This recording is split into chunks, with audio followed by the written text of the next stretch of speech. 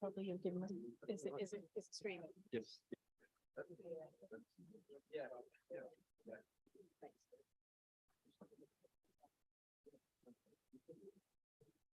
All right. Thank you very much. Good morning, everyone, and welcome to North Herts Council's Holocaust Memorial Day event.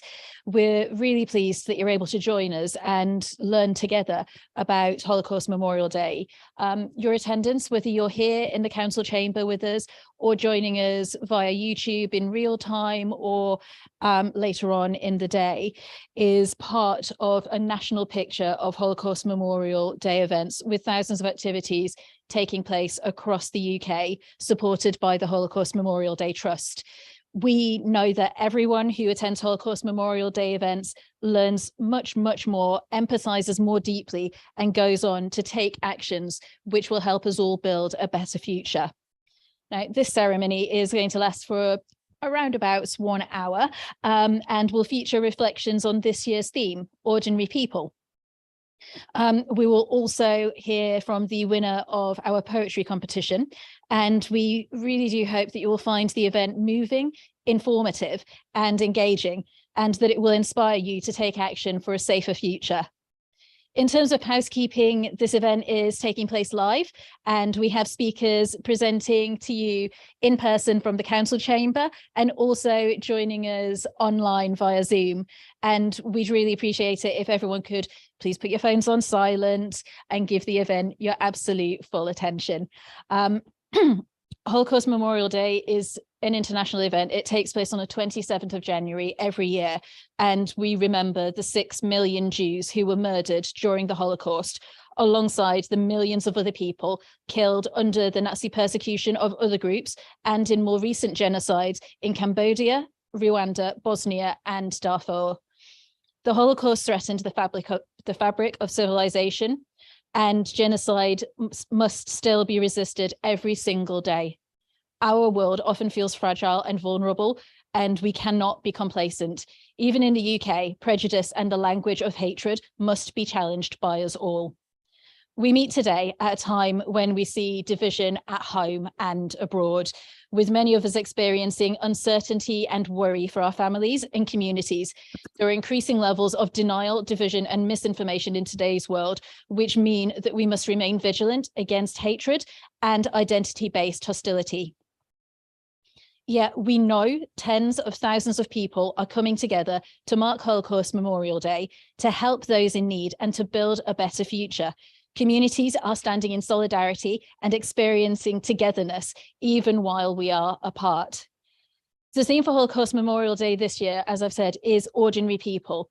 And what Holocaust Memorial Day Trust does with its themes each year is to encourage everyone to reflect on what those words, what those themes mean. What we'd like you to think about this year is the depths that humanity can sink to, but also the ways that individuals and communities resisted the darkness and were able to find strength within themselves to be the light before, during, and after genocides. Now, colleagues in the room, members of the community in North Herts, will know that since we really began marking Holocaust Memorial Day here, our commemorations have been chaired by Councillor Judy Billing. Judy was an ordinary person who achieved extraordinary things, shaping the future of local government largely from a position of opposition. And ordinary people, just like you and me, can achieve the extraordinary in trying times, whether it's making a donation, coordinating support for those in need, or opening their hearts and homes to refugees. Ordinary people can and do make a difference.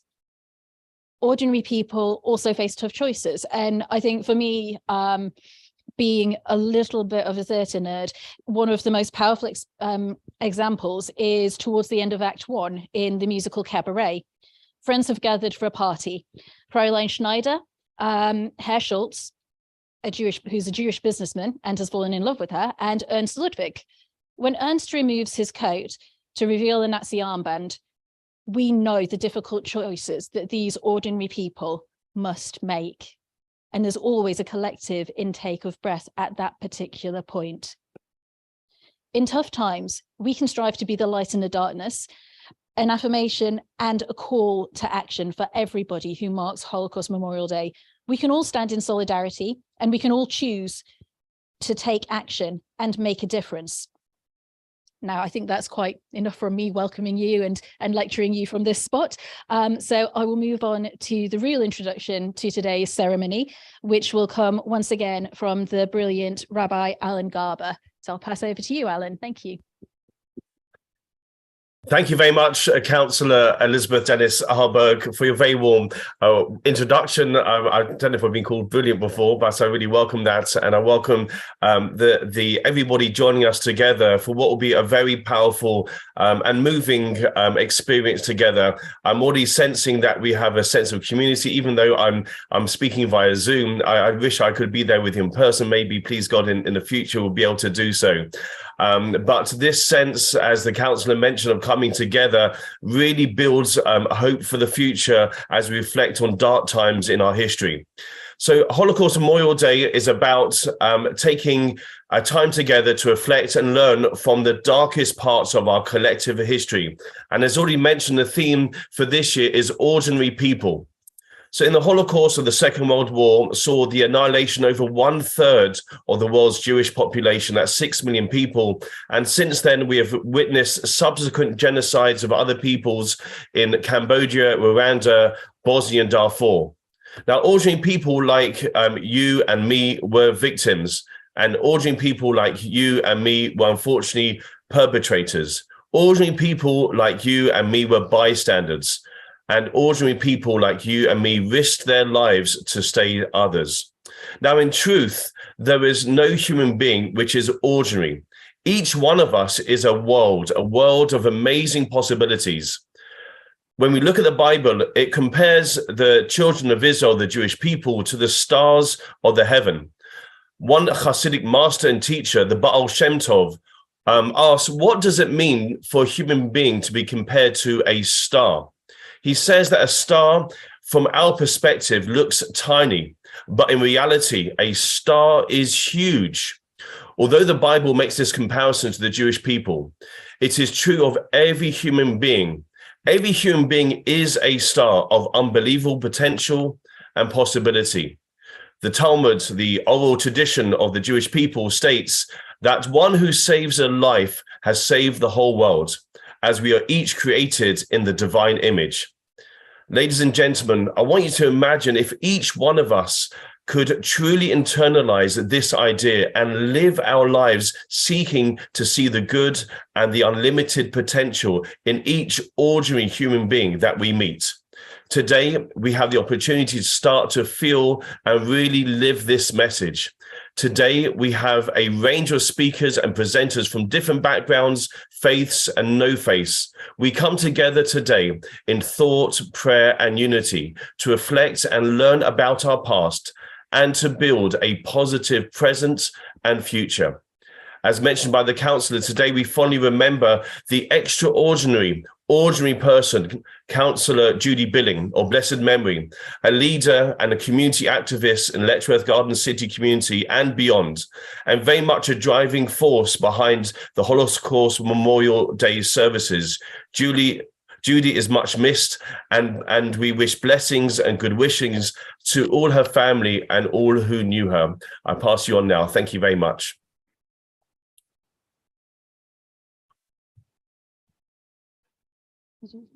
Thank you very much, Rabbi. Now, we've had one brief reflection on today's theme, which is ordinary people. I'm going to introduce our next speaker, who is going to give us his thoughts and perspectives on this year's theme. So if I could invite Reverend Tom O'Brien, for the parish priest for Our Lady Immaculate and St Andrews in Hitchin, and former member of the North Hearts Interfaith Forum, to come and speak to us. Thank you so much for joining us. It's interesting to hear Alan Garber speak about stars. I like to think about light. I've just been in a school, we've had a prayer service about light. And but I've entitled this talk, Can Any Life Be Called Ordinary? I've grown up in a world that was never ever been ordinary. Growing up after the Second World War, life was a struggle, but people created their own fun and leisure. It became clear that each person within a family or local community had something special to offer: music, acting, mischief, courage, inspiration, uplift, humor. The list is endless. Faith taught me that we are all made in the image of God, who loved us into being and wishes to live within us. Our gifts, talents, and abilities are the ways in which God wishes to express his presence and his love for us and for everyone. When I hear the words ordinary person, ordinary refers to this God presence. Throughout all the subsequent economic difficulties and pandemics, especially the most recent one, there have always been people ready to respond, help and support others, especially those most in need. During the Holocaust, so many gave up food, offered support to someone else in greater need, many at the cost of their own lives. To call them ordinary people would be a travesty. They were all bearers of God's love. To pay due honor, respect, and gratitude to all those who lost their lives in the Holocaust, we are called to commit ourselves, not just to work as hard as we can to prevent this diabolical tragedy from happening again, but to emulate the lives of those who cared for, inspired, sustained, and provided hope to those struggling around them. Others may call you and I ordinary, but we know otherwise. We are capable of great things. And this is a reflection by a Benedictine nun, Macrina Vedica. And although I use the word I would like you to put you, because I mean you. This is what I'm talking about. So she writes, I will believe the truth about myself, no matter how beautiful it is. I believe in my power to transform indifference into love. I believe I have an amazing gift to keep hope alive in the face of despair. I believe I have the remarkable skill of deleting bitterness from my life. I believe in my budding potential to live with a non-violent heart. I believe in my passion to speak the truth, even when it's unpopular. I believe I have the strength of will to be peace in a world of violence. I believe in my miraculous capacity for unconditional love. I will believe in the truth about myself, no matter how beautiful it is.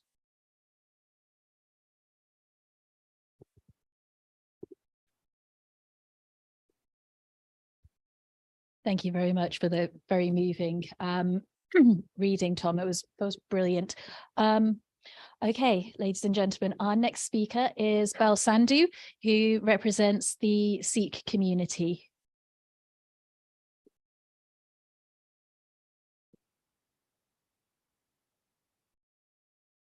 Thank you. As we all attend this very solemn occasion to mark what is a very, very important day, I'd just like to thank Councillor Elizabeth, Claire Morgan's team, Amy, and the whole of the NHDC for organising and facilitating this event, and indeed the North Arts Interfaith Forum for helping people to participate in this event. Thank you. I would just like to read a poem that I have written for the extraordinary victims of hate, the unique individuals that they were, and that they will never be forgotten through the ages. The sound of woe, torture, and pain. Through the ages, the voices we hear again and again. We remember the terror. We remember the hate. We will never surrender. as to forget would be a mistake. We stand and we reflect. Our duty we will not neglect. We stand alert, ready to educate, to inspire, and to teach, never to hate. The message is love, peace, and calm. The darkness must never again do the world harm. Light will always be there. This is clear. No matter what, we won't again fear. We won't give in. We will remember and acknowledge. We will do our duty so that humanity will flourish. The darkness envelops, but we will develop brotherly bonds that we will all cherish. Rest in peace, all the victims of cruelty. We will never forget. We will do our duty.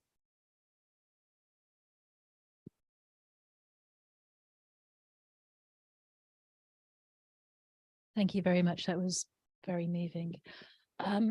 And our next speaker is Simon Madison, who's been a resident of North Herts for over 50 years and is a member of the National Secular Society. Simon. Very pleased to be here today, although pleased is not an appropriate word, I'm sure. I'm a bit old-fashioned. I'm still using paper notes. My ordinary person is from a group often called the forgotten victims of the Holocaust, the Roma and the Sinti people. First, just a word of context. The Jewish people were not the victims of the Holocaust because of their religion or because their holy book was the Torah, not the Bible. Those exterminated include Jewish converts to Christianity and, of course, millions of secular and non-observant Jews. Jews were persecuted and exterminated by the Nazis because of the Nazis' racial ideology. That ideology held that the Aryan race was the master race and other peoples were inferior. In Germany, they were called the Untermenschen. In addition to the Jews, the Nazis identified other inferior peoples, notably the Slavs, which explains why 3 million Soviet prisoners of war were treated so badly and died.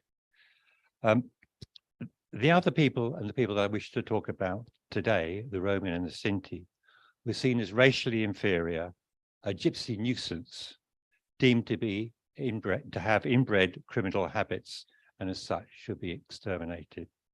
Between 1933 and 1945, across German-occupied Eastern Europe, and the Roma and the Sinti were subject to arbitrary confinement, forced labor, and mass killing.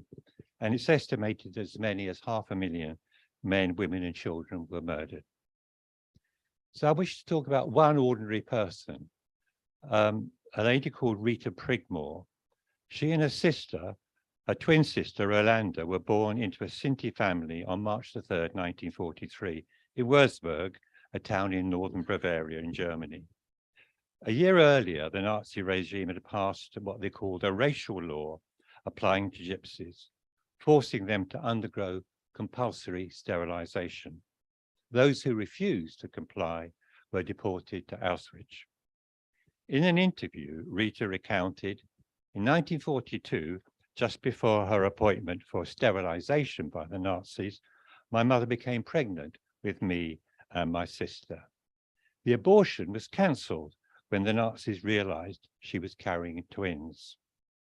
The Nazis sought twins for the medical experiments. Dr. Joseph Mengele was a ruthless twin researcher and the doctor of the so-called Gypsy family camp in Auschwitz, and his student Werner Hyde examined my mother several times. And Rita goes on in her account to describe how her mother was forced to sign a paper handing over her children to the Nazis for medical studies immediately after her birth. She was told that refusal would mean the entire family would be deported to Auschwitz, as were thousands of other Shinti and Roma. Her mother remembered 4 doctors in uniform being present at her and her sister's birth at Würzburg University Hospital, and that when she returned to the hospital to see her girls, the body of Rita's sister, Rolanda, quote, was lying in the bathtub with a shirt and a bandage around her head. She was dead. Eventually, Rita was reunited with her mother in 1944 through the Red Cross. In later years, she discovered a large scar, a doctor discovered a large scar behind her right eye.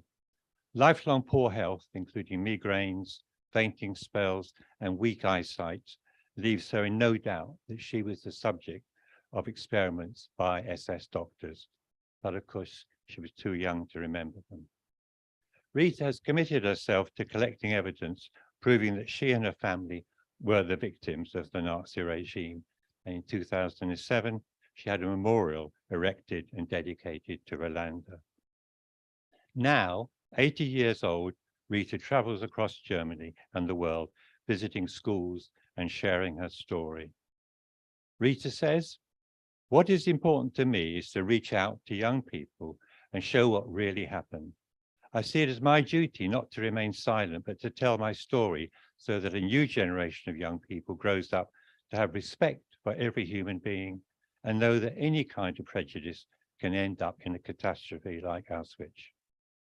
When asked about her Sinti origin and the fate of the Sinti and Roma and the prejudice they face today in Europe, Rita wants to look ahead, saying, and I quote again, "We Gypsies do not have a country of our own, and we do not strive for one. We want to be fully fledged citizens in the countries we live in and have been living for generations. We Gypsies want to work, live in dignity, and have chances for education and a dignified life. My motto for the Roma Genocide Remembrance is, remember the past, act in the present, and change the future. I'm sure that living together is the future." So today, my final words are to echo Rita and say, with anti-Semitism on the rise, we must continue to never forget.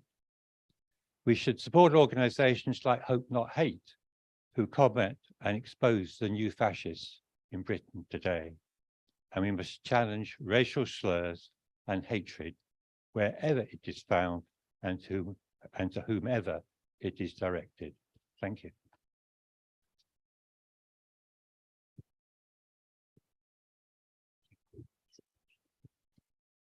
Thank you, Simon. I think anyone hearing Rita's story will be very hard pressed to not be struck by the power and the strength that she has had and her brilliant work in carrying on and fighting for justice and challenging prejudice.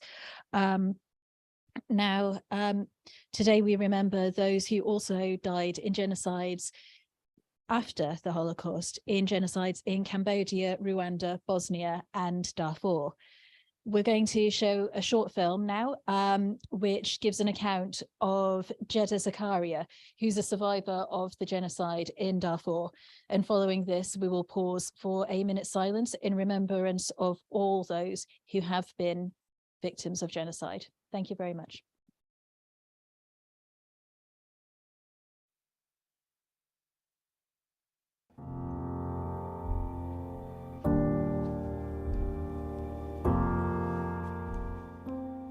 The former of government Umar al-Bashir gave an order to the Janjaweed militia to kill non-Arab people. They attacked villages at night when the people were sleeping. They fired weapons, burned houses, kidnapped young men, raped women. The refugee family world left everything behind. We carried only our pain and sadnesses. We walked to refugee camps. From the war, I was left with the physical, mental, and social trauma. One thing it was always stick in my head. It is my first experience when one day after 6 months when I came to the UK, I heard firework outside. I start running.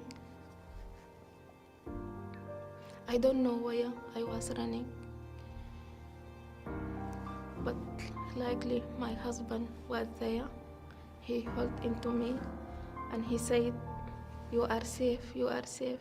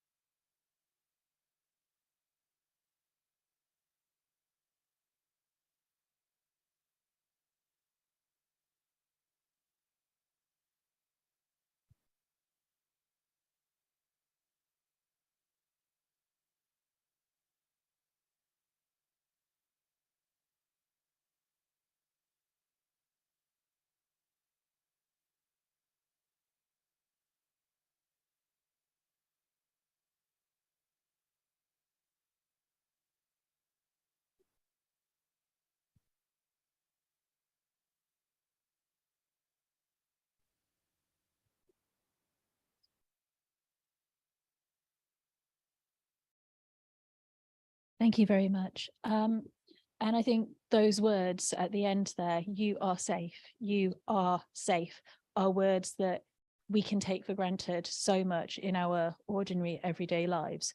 But imagine yourself in those places that have experienced genocide, that are experiencing genocide right now, and how powerful and how important that feeling of safety and just to be held must be. Our next speaker is Yankee Feckler, who is a great friend to this event over the years. Yankee is the president of the Jewish Historical Society of Ireland and previously lived in Letchworth, and I think has a real passion for the town and the community here. And I believe Yankee is launching a book about Letchworth's Jewish history, which will be available from May. So I shall pass over to the wonderful Yankee Feckler to speak to us. My father, Eli Feckler, was an ordinary 15-year-old schoolboy in Berlin who witnessed the Kristallnacht orgy of death and destruction in November 1938. He was an ordinary schoolboy when he was chosen to join the Kindertransport program that brought him and 10,000 other ordinary children to safety in Britain. It was ordinary people, the Quakers, who helped him to board the train in Berlin station after saying goodbye to his parents. His ordinary parents, my grandparents, never survived the Nazi killing machine. It was ordinary people, smiling Dutch border guards, who gave my father his first taste of freedom. It was ordinary people who helped my father during his first traumatic years alone as a teenage refugee in Britain. It was ordinary people, the Balfour family in Scotland, who opened up their estate and their hearts to establish a refugee farm school where my father studied for 2 years. It was ordinary people, the officials of the Ministry of Agriculture, who allowed him to work on a kibbutz-style farm doing critical agricultural work while men were away at war. It was ordinary people, the clerks at the Ministry of Education, who allowed him to become assistant headmaster of his former farm boarding school when he was just 19 years old. And it was ordinary people, clerks in the British Army, that smoothed the way for this Polish citizen to serve for 3 years in the British Army, where he became a sergeant instructor preparing troops for D-Day. And above all, it was the ordinary people of Letchworth who helped restore a sense of normality to the shattered life of this Holocaust survivor. Letchworth received him with open arms after he was demobbed. Letchworth gave him his first job. Letchworth educated his growing family. And Letchworth encouraged him to become a respected member of the community. I wish to pay tribute to the ordinary townspeople of Letchworth who made my Holocaust survivor father feel so very welcome during the 28-year Letchworth chapter of his life.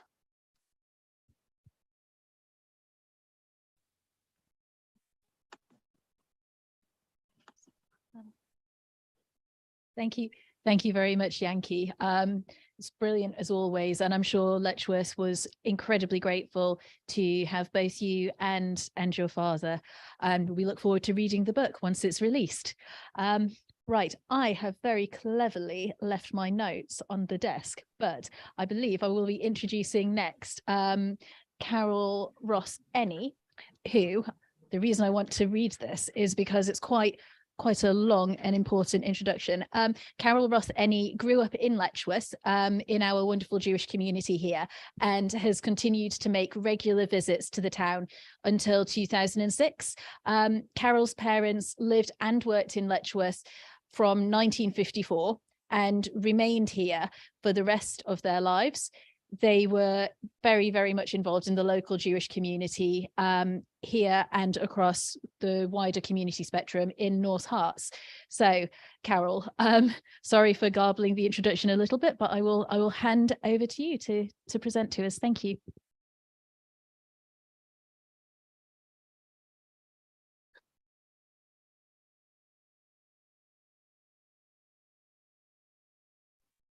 Thank you, Elizabeth. My mother, Marion, was an ordinary girl growing up in extraordinary times, a girl who loved to laugh and play and whose world was shattered in an instant. On the day she left Germany in February 1939, her mother smiled at her at the station. Her father assured her they would meet again. And then ordinary turned into hell. Marion's first poems were about life and nature, but soon became darker and darker, echoing her thoughts and feelings when she realized that she would never see her parents again. In 1944, Marion was in Kempsey on a farm, training for Aliyah, immigration to the then Palestine, in 1948 to become the State of Israel. The times were bleak for the Jewish people and the future unknown. Knowing my mother, I can imagine her deep in thought and contemplation until her mind became incapacitated and her only outlet for her grief would be to write. And this is what she wrote on that cold November night. Incapacity. Here I sit, and here I write, by the flickering candlelight. Black around me is the night. Black within me is my soul, and before me is no goal towards which my thoughts could roll. My soul is black, my thoughts are black, and I, all impetuous, do lack to get my inspiration back. Here I sit, and here I write, by the flickering candlelight, black around me in the night. Thank you.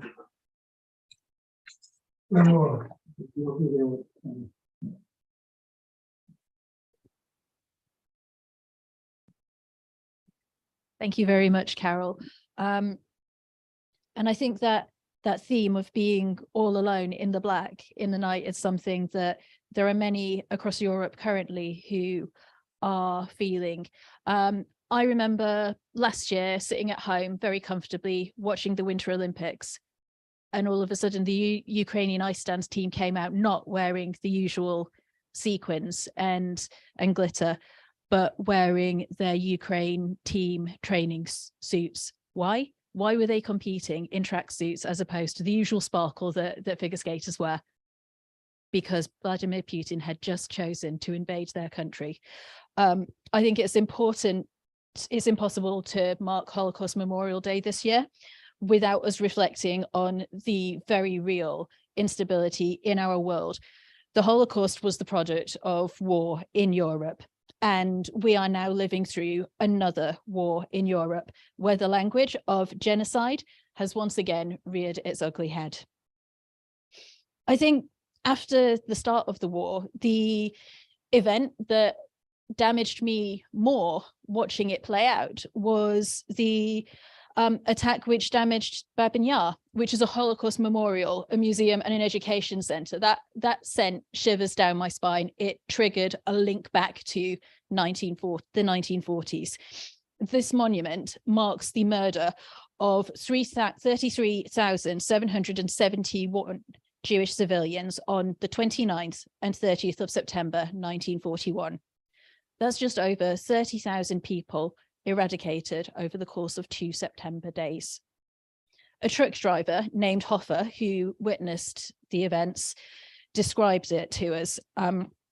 He says, "I watched what happened when the Jews, men, women, and children arrived.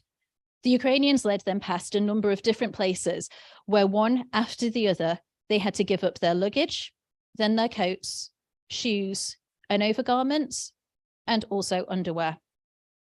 They also had to leave their valuables in a designated place. There was a special pile for each article of clothing.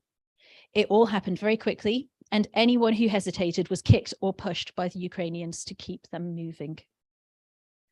But this was not the first time that Ukrainian Jews had faced genocide.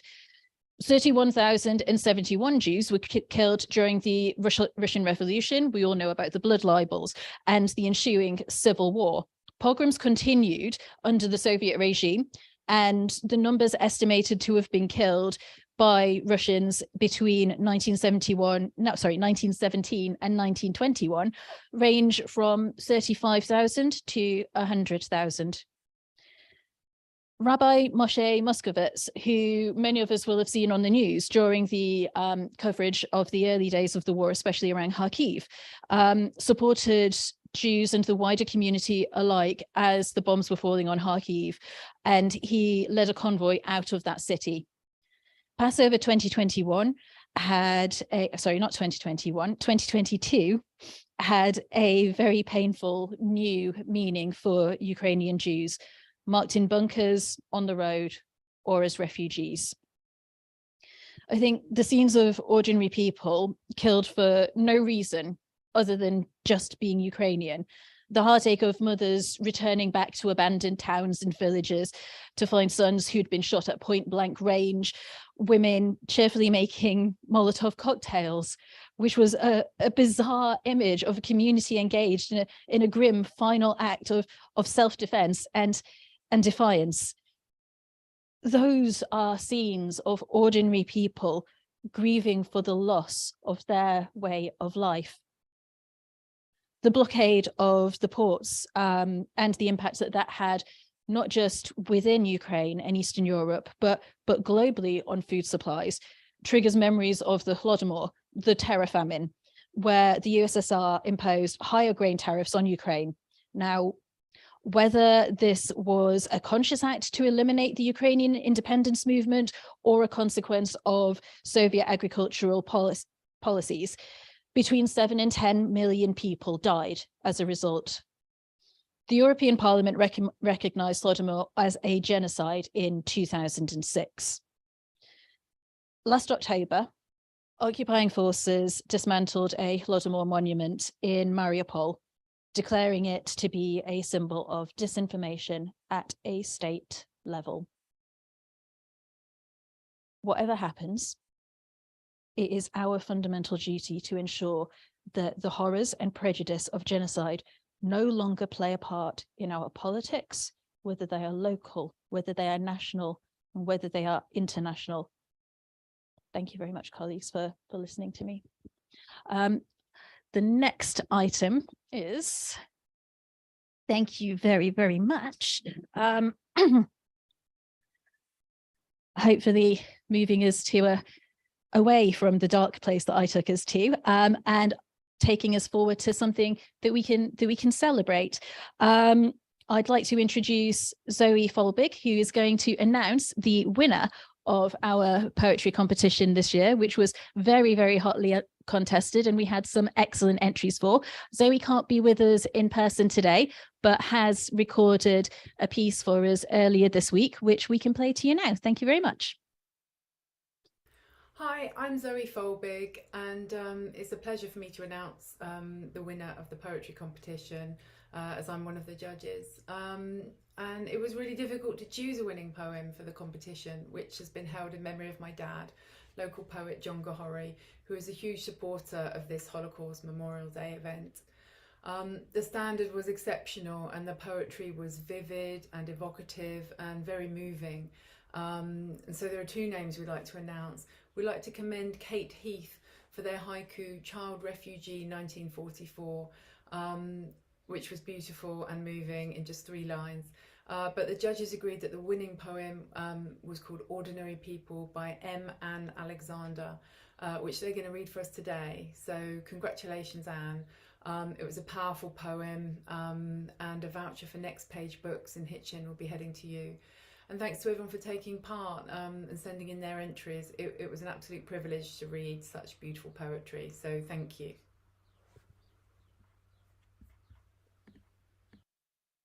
Okay, and I can invite Anne up to read her poem to us now.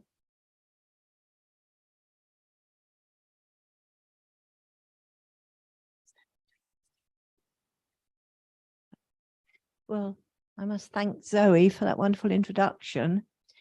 It's a very simple poem, but I've been very struck today by how many people have found poetry the most effective way to convey this terrible subject. So this is a very simple poem called Ordinary People. Ordinary people took the train every day. We took it often to see our grandmother. She would welcome us with chicken soup to warm away chills. Without it, her smile, her embrace, her strength would still have warmed us. Only this truck had no windows for us to reach up to see the place where she would have been. When the doors burst open, it was her gardener, re-employed, who threw that furtive glance as he leads my mother, my sister, and me into the showers. He allows me a moment to write this down, to keep something of how, for ordinary people, these days have been. Thank you. Thank you very much. Oh, and before you go, as promised, here is the voucher for the brilliant local business Next Page Books in Hitchin. Thank you very much. Okay, and the haiku really struck me because it is an underappreciated art form in the West, I think, and I like how the structures of them, when they are written well, cause you to question and take things apart. It's incredible how 3 lines can trigger so much deep thought and reflection. So I'd like to read out Kate Heath's haiku to you now. This is Child Refugee, 1944. Fleeing with nothing, she chose shoes from a vast pile. Whose feet had left them? And can we think of any item more ordinary than a shoe? Now I'm going to grab some notes because it's time for some concluding thoughts before we move on.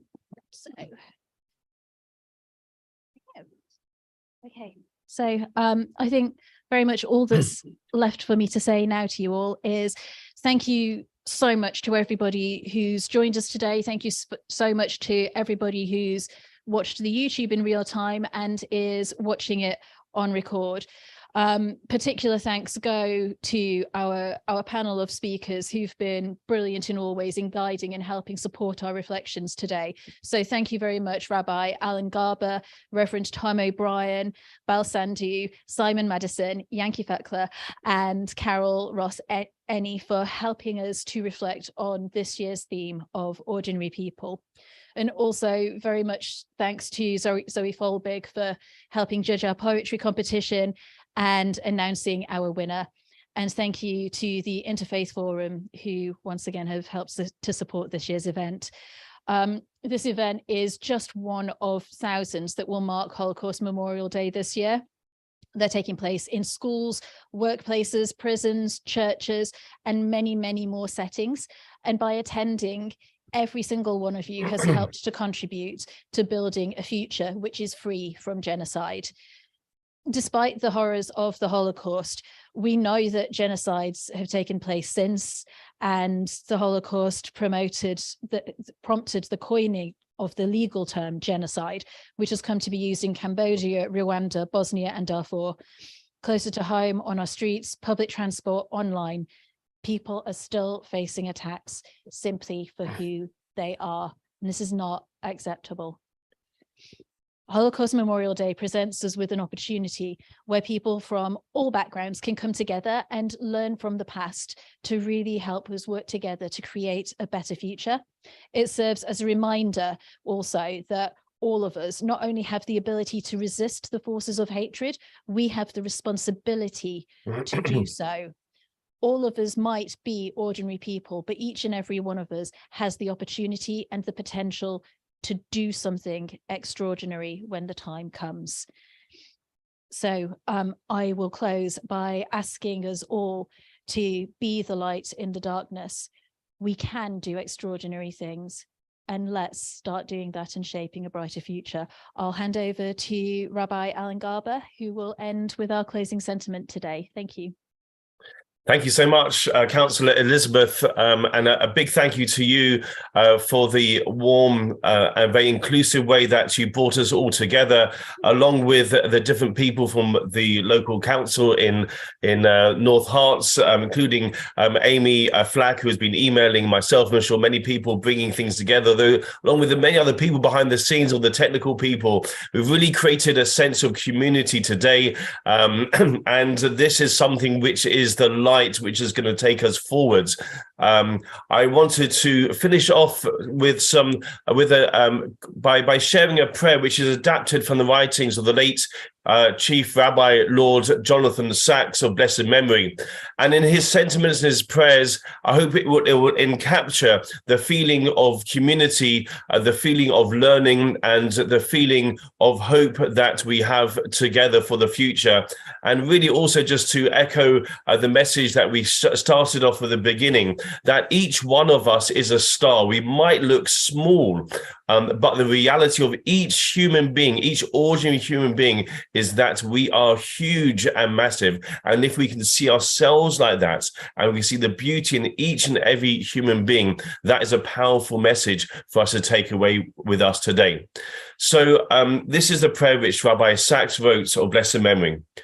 Today, on Holocaust Memorial Day, we remember the victims of the greatest crime of man against man, the young, the old, the innocents, the 1.5 million children starved, shot, given lethal injections, gassed, burned, and turned to ashes because they were deemed guilty of the crime of being different. In the horrors of that history, when so many groups were targeted because of their identity, and in genocides which followed that have included Cambodia, Rwanda, Bosnia and Darfur, we recognize destructive prejudices that drive people apart. We remember what happens when hate takes hold of the human heart and turns it to stone. What happens when victims cry for help and there is no one listening? What happens when humanity fails to recognize that those who are not in our image are nonetheless in God's image? We remember and pay tribute to the survivors who bore witness to what happens.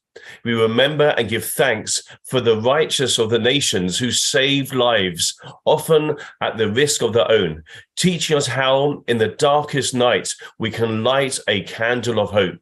So today, on Holocaust Memorial Day, we call on you, Almighty God, to help us to hear your voice that says in every generation, do not murder, do not stand idly by the blood of your neighbor, do not oppress the stranger. We know that whilst we do not have the ability to change the past, we can change the future. We know that whilst we cannot bring back the dead to life, we can assure their memories live on and that their deaths were not in vain. And so on this Holocaust Memorial Day, we commit ourselves to remember and learn from the past, to honor those who have gone before us, but by committing to focus on our common humanity and together to build a positive and peaceful future. Amen. Thank you again for coming together.